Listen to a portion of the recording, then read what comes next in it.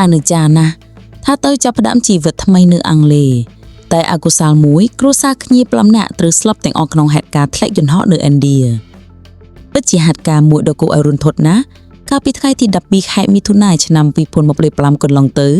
ដោយយន្តហោះមួយគ្រឿងរបស់ឥណ្ឌាបានធ្លាក់នៅក្នុងទីក្រុងអេម៉ាដាបាតបន្ទាប់ពីហោះហើរបានតែមួយផ្លេតដែលបង្កឲ្យមានអ្នកដំណើរបាត់បង់ជីវិតយ៉ាងហោចណាស់ជាង200នាក់ក្នុងនោះដែរក្រុមចំណោមជនរងគ្រោះទាំងអស់មានគ្រួសារមួយដែលសមាជិក5នាក់បានស្លាប់ទាំងអស់ក្នុងហេតុការណ៍នេះយ៉ាងគួរឲ្យអាណិតតាមព័ត៌មានបានឲ្យដឹងថាគ្រួសារមួយនេះជាជនជាតិឥណ្ឌាដែលមានបុរសជាប្តីគឺជាដុកទ័រម្នាក់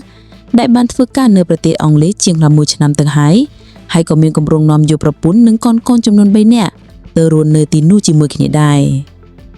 ក្រោយពីការខំព្យាយាមរត់ទៅឯកសារជាច្រើនឆ្នាំបុរសជាប្តីក៏អាចនាំប្រពន្ធនិងកូនទៅរស់នៅប្រទេសអង់គ្លេសបានដោយសង្ឃឹមថានឹងសាងជីវិតថ្មីជាមួយគ្នាជាអកុសលនៅថ្ងៃចេញដំណើរកាលពីថ្ងៃទី12ខែមិថុនាឆ្នាំកន្លងទៅនេះ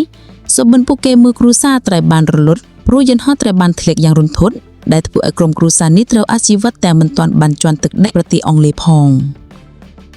ប្រភព Facebook អរគុណបងប្អូនទាំងអស់គ្នាសម្រាប់ការទស្សនាសូមកុំភ្លេចជួយ like និង subscribe Channel ខ្ញុំផងដើម្បីទទួលបាននូវវីដេអូថ្មីៗរៀងរាល់ថ្ងៃ